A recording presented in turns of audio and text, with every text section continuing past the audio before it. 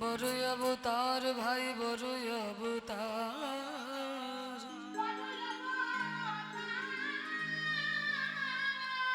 বড়ই অবতার ভাই বড়ই অবতার।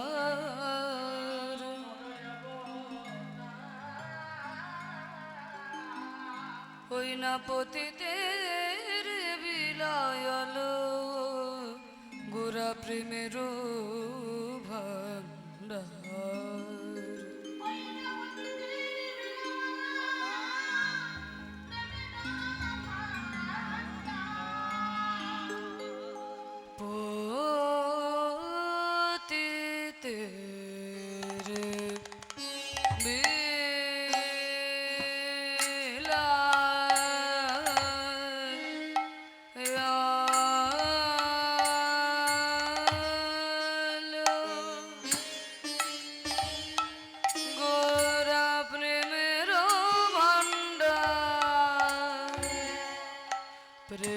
প্রেমেরো ভান্ডার, প্রেমের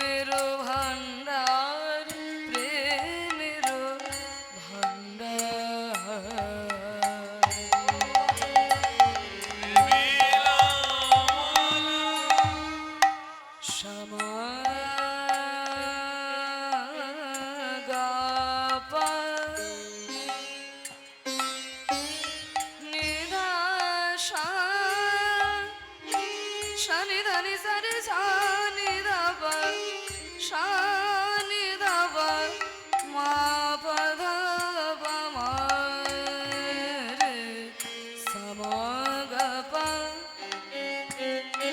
রাধে এই রাগটির নাম হচ্ছে বাবা কেদার রাগ, সন্ধ্যার রাগ, কেদার রাগ। সেই কেদার রাগের মধ্যে দিয়ে আমাদের গৌরচন্দ্রিকা আমরা আরম্ভ করছি। কেদার রাগে আলাপ হচ্ছে শ্যামা গা পা নিধা সা সানি ধানি সানি সা নি ধা পা সা নি ধা পা মা পা ধা পা মা। দুটো মাই ব্যবহার হয়, শুদ্ধ মা করিমা দুটোই ব্যবহার হয়। সা নি ধা পা মা পা করিমা পা ধা পা মা শুদ্ধ মা রে সা মা গা পা। আমার গোরা দেখো বড় অবতার গোরা, ওই না বড় অবতার আমাদের মতো পতিতের বিলায় হলো সেই প্রেমের ভান্ডার।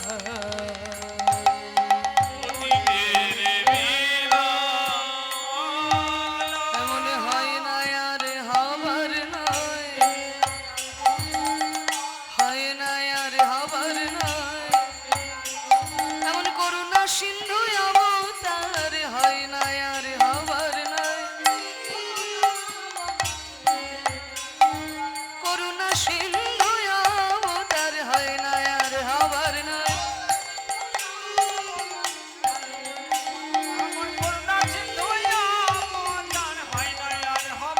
সমাগমা মা বাবা মা বাবা মা ধব মা ধব মা ধব মা পা বাবা বাবা মা মা মা মা মা রে রে রে সা মা মা মা গা বাবা মা সমা গা বা ধা মা বা ধা মা বা সা সানি ধানি সানি সা ধানি সানি সা ধানি সানি সা সানি নি সা ধানি বা বা বা সা সা বা বা ধা ধা মা বাবা মা বাবা মা বাবা মা বা ধব মা ধব মা ধব মা। বেশি নয় পা বাবা বাবা মা মা মা মা মা রে রে রে সা সমা গা বা ধা মা বা ধা মা বা সা হয় না আর আমার কন্যা সিদ্ধ অবতার সমা গা মা বাবা মা বাবা মা বা ধব মা ধব মা ধব মা পা বাবা বাবা মা মা মা মা মা রে রে রে সা সমা গা বা ধা মা বা ধা মা বা সা সানি ধানি সানি সা ধানি সানি সা ধানি সানি সা সানি নি সা ধানি বা বা বা সা সা বা বা ধা ধা মা বাবা মা বাবা মা বাবা মা বা ধব মা ধব মা ধব মা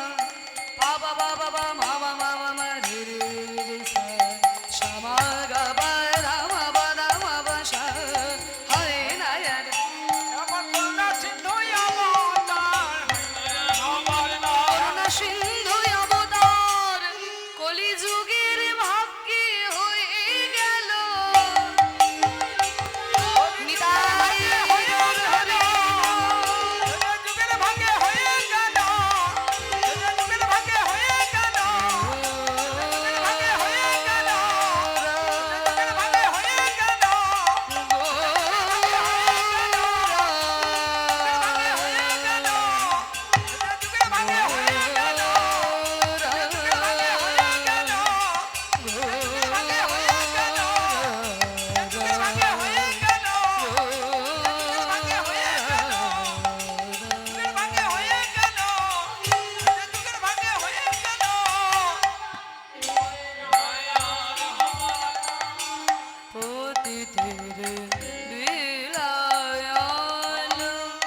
প্রেমের ভান্ডার প্রেমের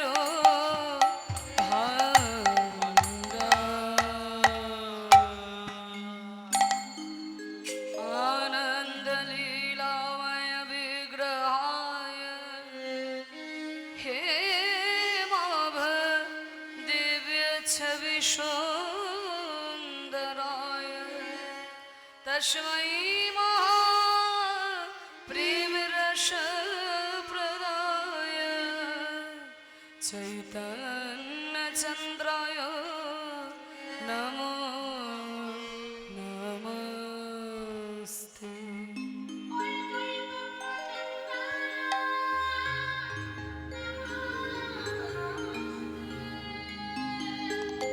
জানিতাই উপস্থিত সকল গৌরানুরাগী কৃষ্ণ ভক্তবৃন্দের শ্রী চরণে আমার কোটি কোটি দণ্ডবত প্রণাম।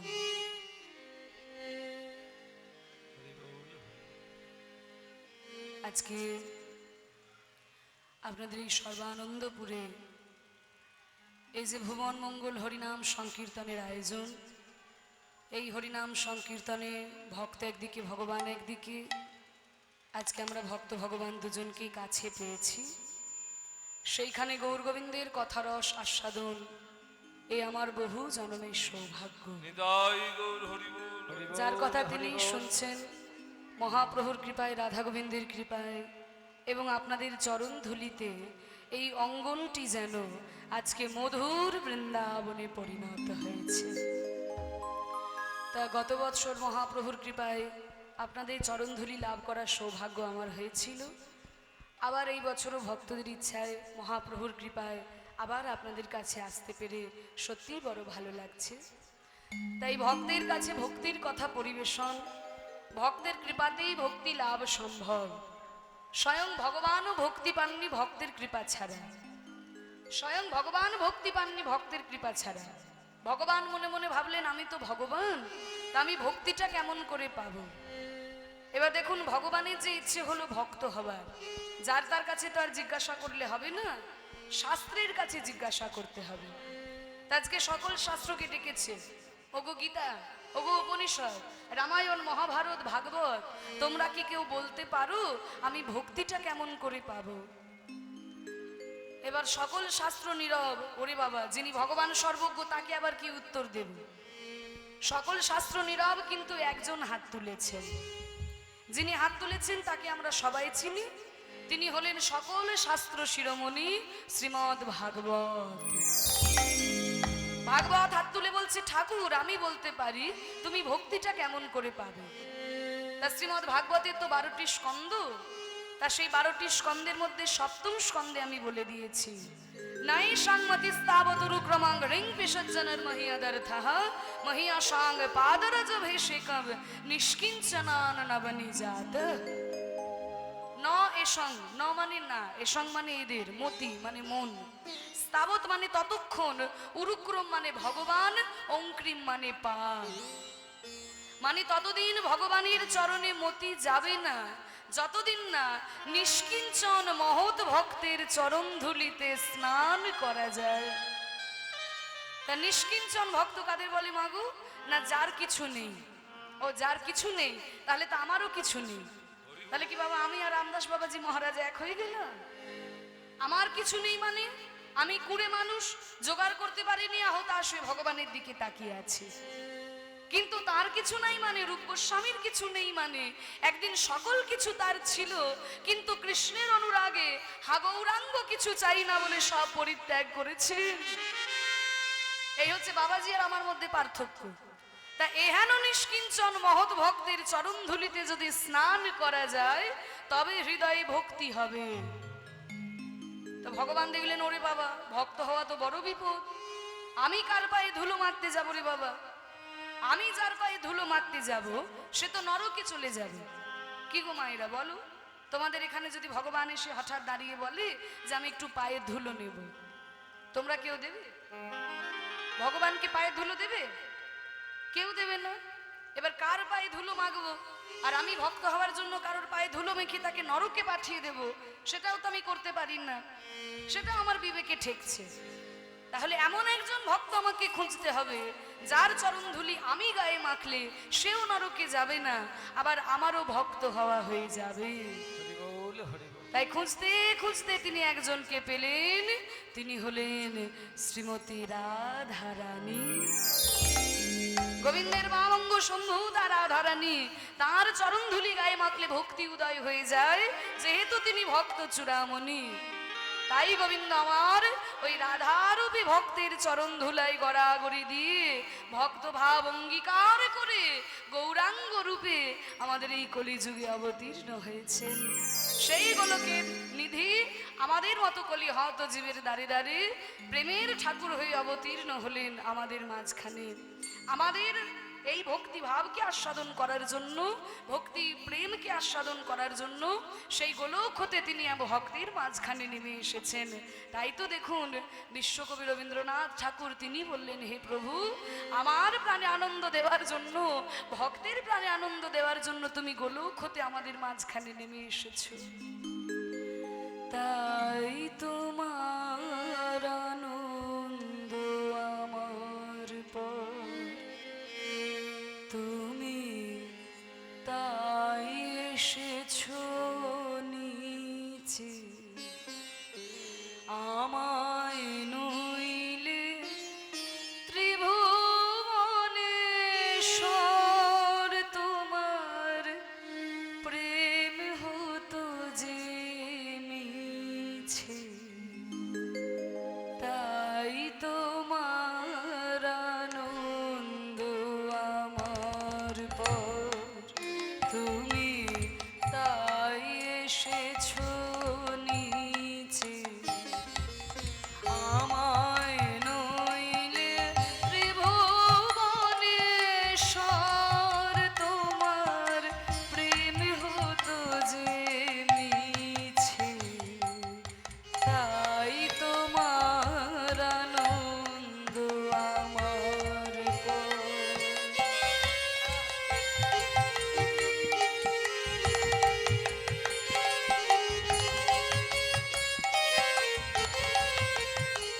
তাই তোমার আনন্দ আমার পর, তুমি তাই এসেছো নিচে, আমায় নইলে ত্রিভুবনেশ্বর তোমার প্রেম হতো যে মিছে। দেখুন মাইরা, ভগবানের মহিমা তখনই প্রকাশিত হয় যখন ভক্ত ভগবানের চরণে গিয়ে শরণ নেয়।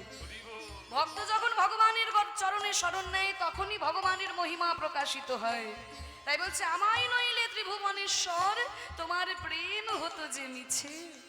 ভক্ত যদি না থাকতো ভগবানকে কেউ, আমার হিয়ায় চলছে রসের খেলা। দেখুন ভক্তকে নিয়ে ভগবান এই পৃথিবীতে মেলা বসিয়েছে। ও মাইরা, মেলা কাকে বলে গো? ও ঠাকুমা দেখো ঘুমিয়ে পড়েছে, ওঠো ওঠো। হ্যাঁ, ঠান্ডা ঠান্ডা পড়েছে, ঘুম পেয়ে গেছে। মেলা কাকে বলে? মেলা মানে কি?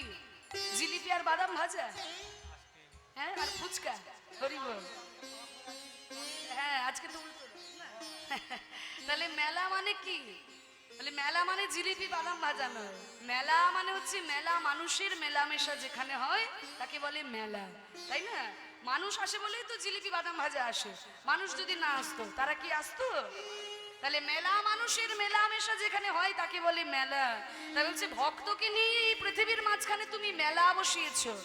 তা মেলার মাঝখানে আমরা কত রকমের খেলা দেখতে পাই, তাই না? কত নাগদোলনা থাকে, কত পুতুল নাচ হয়, কত বিনোদনের ব্যবস্থা থাকে। তা বলছে আমার এই হৃদয়ের মধ্যে তুমি খেলা করছো। কিসের খেলা? রসের খেলা। আমায় নিয়ে মিলেছ এই বেলা, আমার হিয়ায় চলছে রসের খেলা। মোর জীবনে বিচিত্র রূপ ধরে তোমার ইচ্ছা তরঙ্গিছে। আমি ভাবছি আমার জীবনটা আমি আমার মতো করে পরিচালিত করছি, কিন্তু ভুল। আমার জীবনটা তুমি যেমন ভাবে চালনা করছো তেমনি ভাবেই চলছে। মেলাতে যেমন পুতুল নাচ বসে, দেখেছো মায়ের? ওপর থেকে সুতো ধরে পুতুলকে যেমন করে নাচায়, পুতুল তেমন ভাবেই নাচে। ঠিক তেমনি আমার জীবনটাও তোমার কাছে পুতুল খেলা প্রভু। তুমি যেমন ভাবে নাচাচ্ছ আমি নাচছি, তুমি হাসালে আমি হাসছি, তুমি কাঁদালে আমি কাঁদছি। মোর জীবনে বিচিত্র রূপ ধরে তোমার ইচ্ছা তরঙ্গিছে। তাই তোমার আনন্দ আমার পর, তুমি তাই এসেছো নিচে, আমায় নইলে ত্রিভুবনেশ্বর তোমার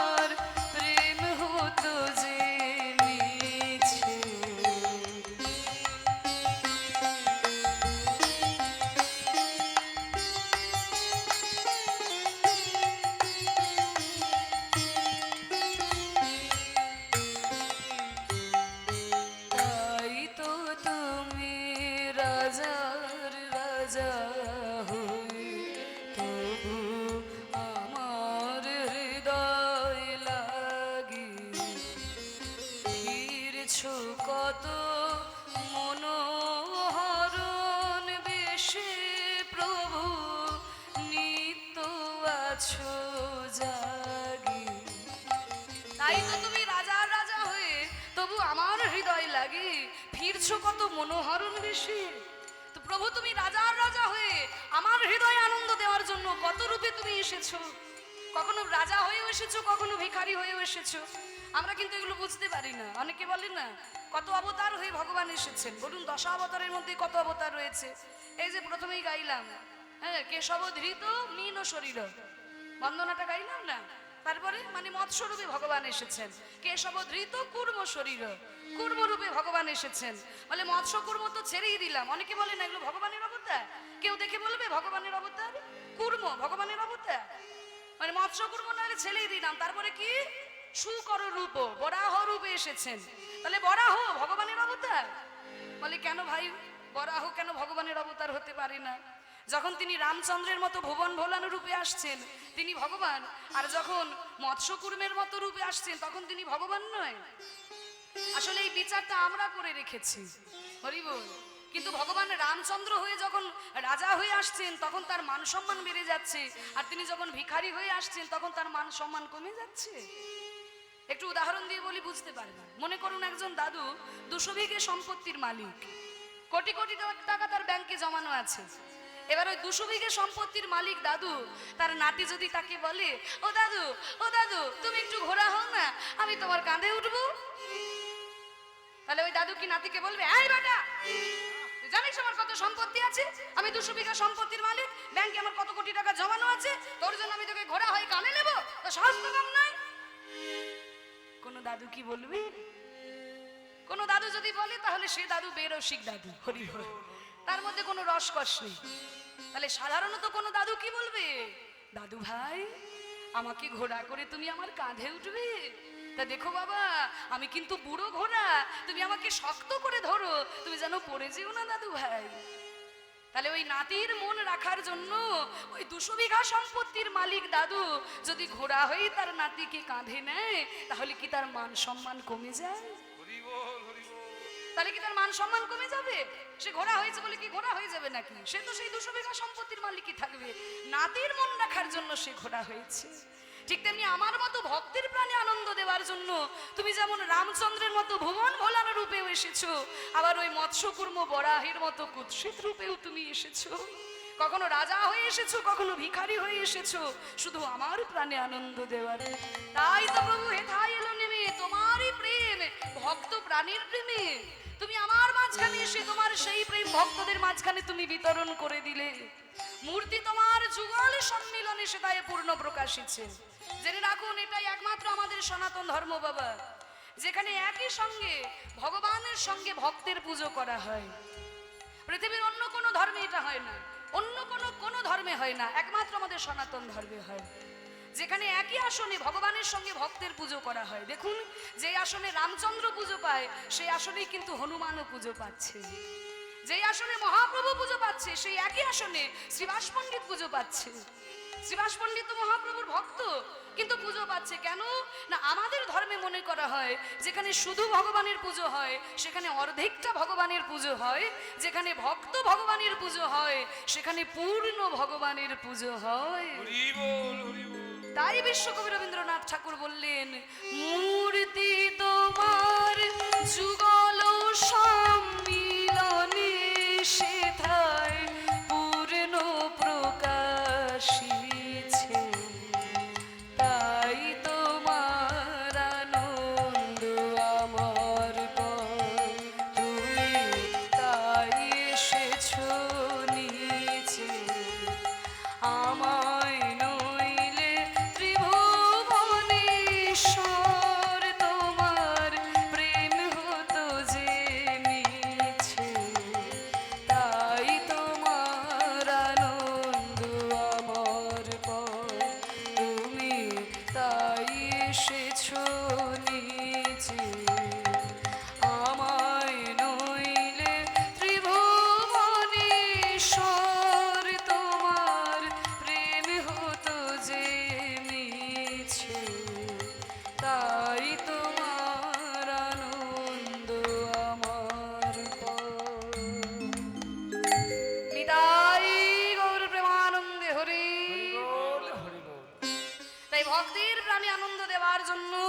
সেই ভগবান গোলক হতে নেমে এসেছেন আমাদের মাঝখানে। তাই বলছে ও পদকর্তা কত সুন্দর কথা, দেখুন যে বড় অবতার ভাই বড় অবতার, দেখো পতিতের বিলায়ল প্রেমের ভান্ডার। মহাপ্রভুকে বলা হচ্ছে বড় অবতার কেন? মহাপ্রভুর আগে তো কত বড় বড় অবতারই আমাদের মাঝখানে এসেছেন, কিন্তু মহাপ্রভুকে বড় অবতার বলা হলো তার অনেক কারণ আছে। কারণ চৈতন্য মহাপ্রভুর অবতারের ফলে বাংলার বুকে বিশেষ বিশেষ কিছু পরিবর্তন হয়েছিল। প্রথম কি না, পতিতের বিলায়ল প্রেমের ভান্ডার। মহাপ্রভু কি করেছিলেন যে না, আমাদের মতো যারা পতিত জীব, যাদের কথা কেউ কোনোদিন ভাবে নাই, তাদেরকে নিয়ে চৈতন্য মহাপ্রভু ভাবলেন।